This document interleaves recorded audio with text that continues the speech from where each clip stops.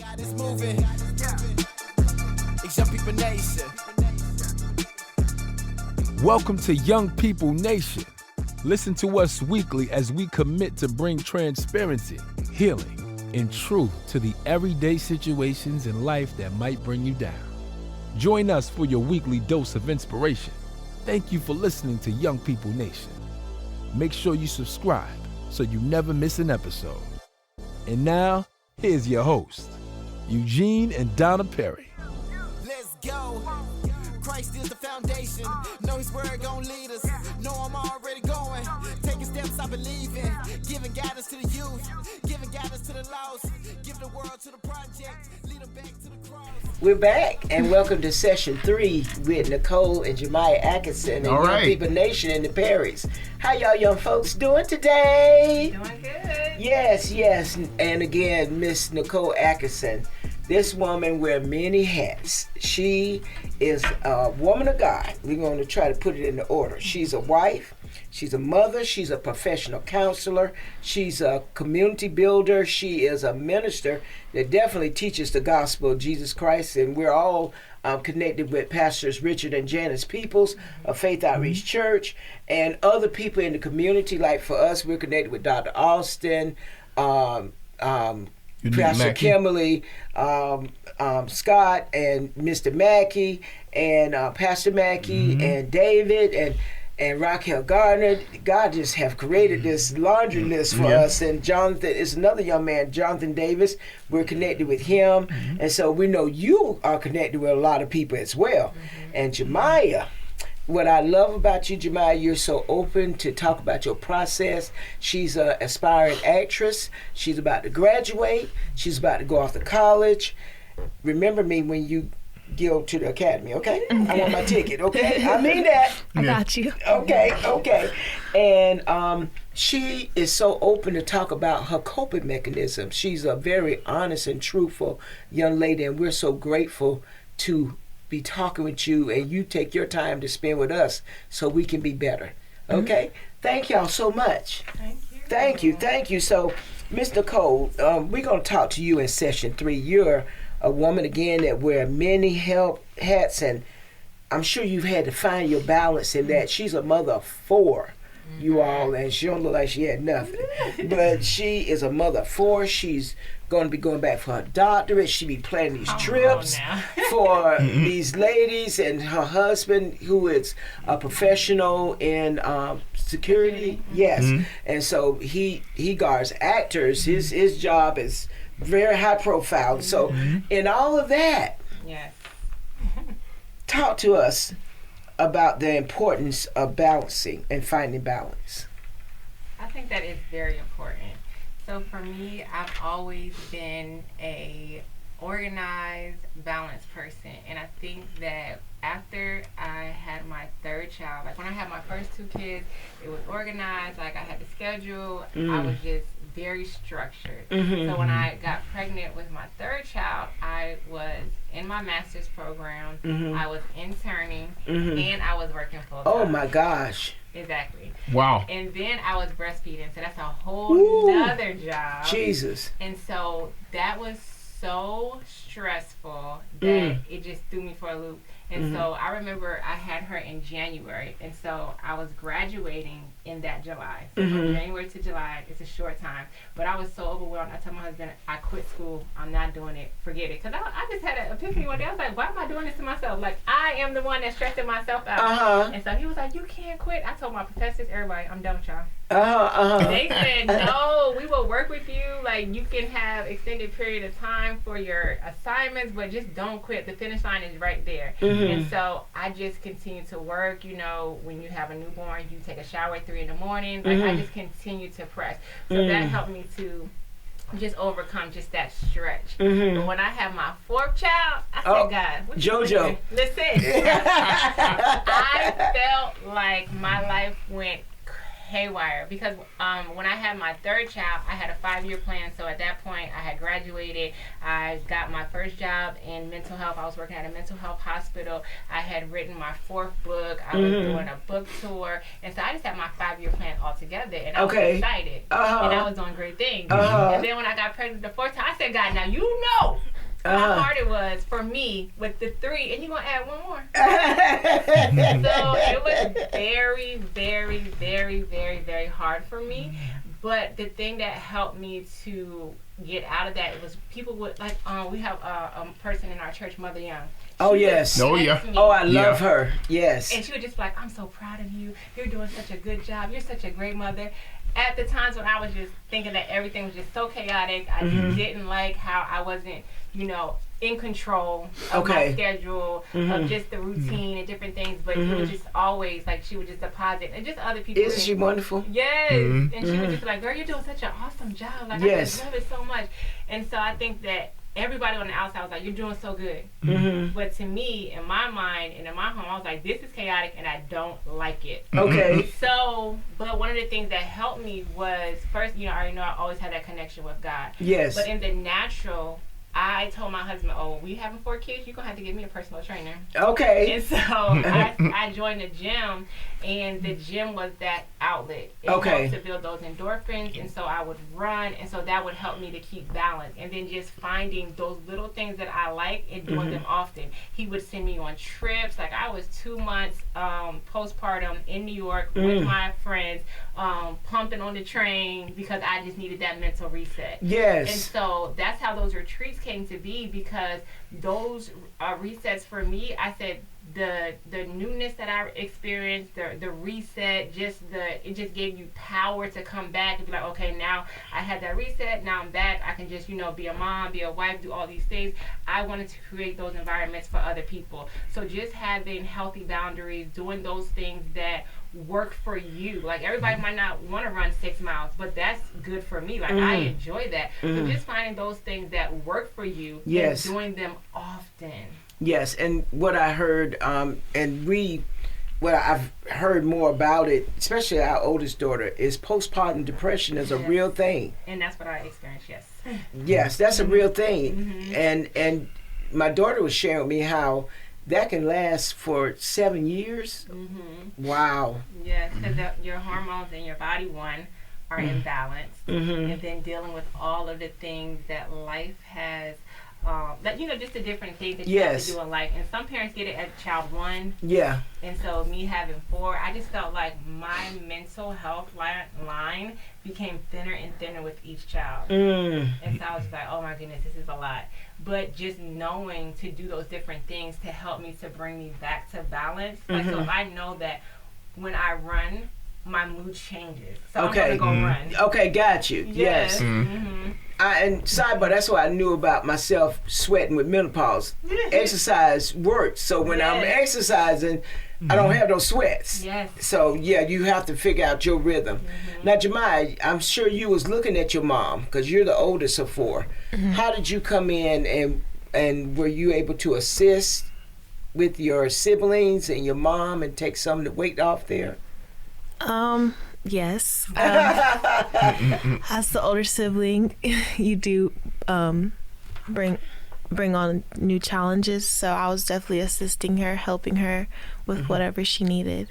That's good. That's good. And that's important, young people, to see that your parents are not super parents. We need to work together. So that was good. That was very good. I'm honest with them. I tell everybody, this is a community. Yes. Yes. They do not like when I use that term. We do not want to be a part of the community. Like, she cooks. Uh-huh. She'll help with homework. Yes. She drives. So yes. We're always in a group chat like, okay, who's picking up who today? Yes. So we're a community. Amen. That's how we were too. When Nina got her car, girl, you ain't got that car just to be running up and down the street. You gonna pick your sister up. Yep. And no speeding. That's it. Now, where's Nicole at now? You wear a lot of hats, so that I want to bring out the importance, because healthy parents equal healthy children. So, am I correct? Yes. So, and is it more the mother than the father, or how is that? No, I think it has to be both. Okay. Whoever's in the household, whoever's raising the children. Okay. Because they're sponges. Okay. And as humans, we are all sponges, especially with them. They're more impressionable at that age. So whoever is in the home, they're going to learn from. Okay. And so I think that it's important for each person to have that those healthy boundaries to show them. Like my husband, he has just picked up this love of pickleball. Like, oh my God, he breathes, he sleeps it. He wants to play it every day. And so last Sunday, Jemiah and I, we were meeting with you guys. Yeah. So afterwards, he was like, come pick the younger siblings up from the gym. I'm like, Jemiah, you better not be playing pickleball. He's always playing pickleball. But when I got there, he's playing with people who are 80 years old. Wow. Right. They are running up and down the court. They have so much agility. They have so much endurance at 80 years old. Wow. The man said, I'm about to be 83. Wow. And I think my husband was the youngest one there at 39. Wow. These people were in their 50s, 60s, and 70s and 80s. Wow. What that showed me is you are in control of you.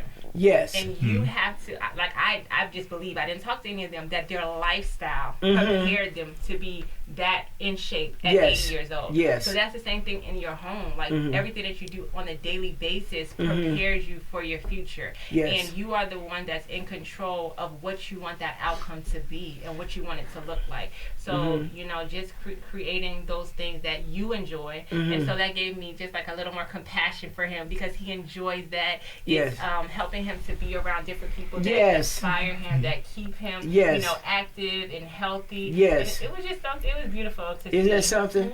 Yes. So he's connected with a community that's able to help him and for where he's going. Right, yeah. So you as Nicole, being the healthy mother, and do you see a difference with Jemiah versus JoJo?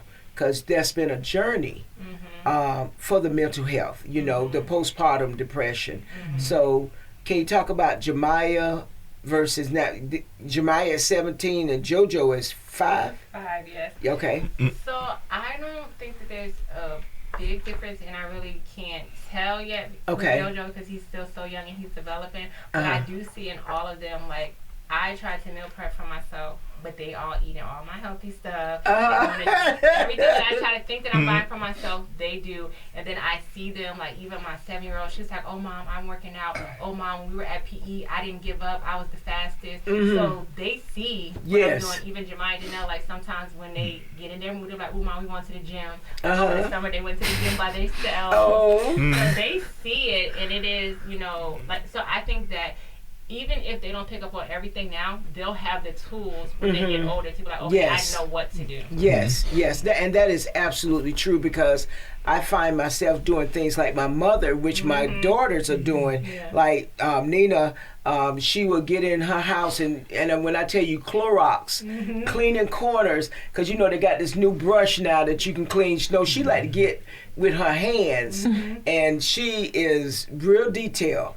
She makes Peyton's oil and Peyton have fresh sheets and stuff. I'd be like, okay, girl. Where mine? You okay. This is the podcast. We'll talk about it. Okay. And so, I got a question. Go ahead, babe. As being a counselor, and you see many different situations with kids, how do you separate that and be the mom that your child need to be? For my kids or the kids that I counsel? Your kids. So for my kids, I think that I just know them individually. And so even at this age, like the Holy Spirit has to help me, because a lot of times when I directly talk to them, because I can see the manifestation of stress on their face or overwhelm or a change in their mood. And I'm like, well, what's going on? How are you? I'm trying to throw out all my good techniques to you know, get into the heart of what they're going through. And then it's just that wall of shutdown. And the Holy Spirit was like, they're okay. Just let them process. Yes. Allow them to, you know, just be and to deal with it, and just having a lifestyle that teaches them, one, how to have faith and have that solid foundation with God, so you know how to talk and have that personal relationship. Two, you know, showing them the different tools that they have access to.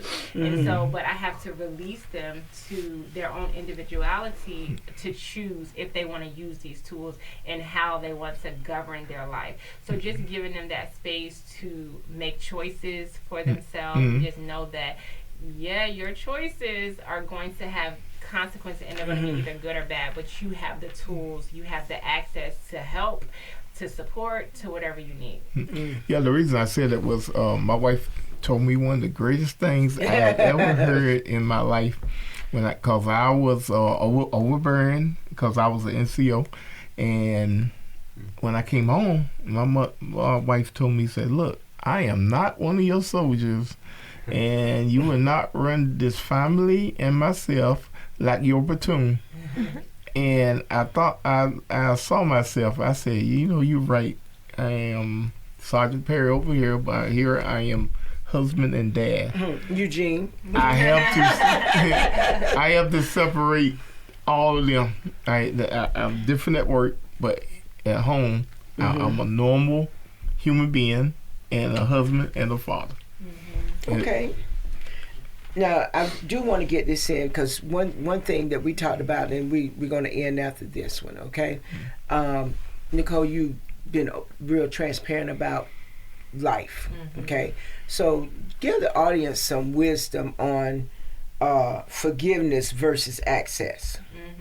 Yes, I think that a lot of times in life we have different situations, and what I've learned is, especially those personal relationships where people have caused deep-rooted pain, and when we get to that place of forgiveness, sometimes we imagine the relationship being back like how we think it should be, but in actuality that could be hurtful for us, and so I think it's important to set boundaries so that when these people or these persons come back into your life that you have forgiven, that you are the one that has a boundary of how much access they have to you. And when we talk about access, we're talking about in a manner to where they're able to continue to hurt you because of their lack of emotional intelligence and just being aware of your offense and how things bother you. So I think that yes, we are called to forgiveness, but we are not called to be doormats, and we can forgive people but have healthy boundaries so where they don't have access to continuously hurt us